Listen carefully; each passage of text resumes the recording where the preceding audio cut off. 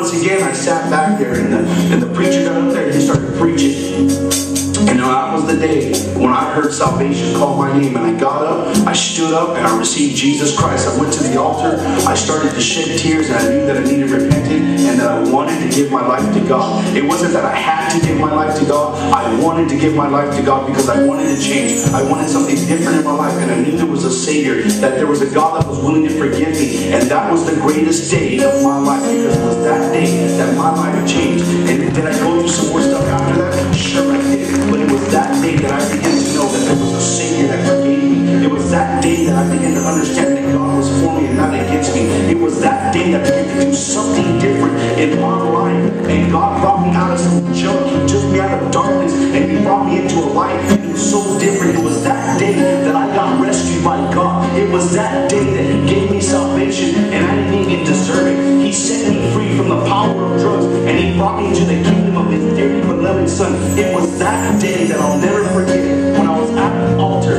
I didn't hear a man, but I heard God, and I heard Jesus call my name. And it was that day that I got saved, and I gave my life to Jesus, and I never had the same sin.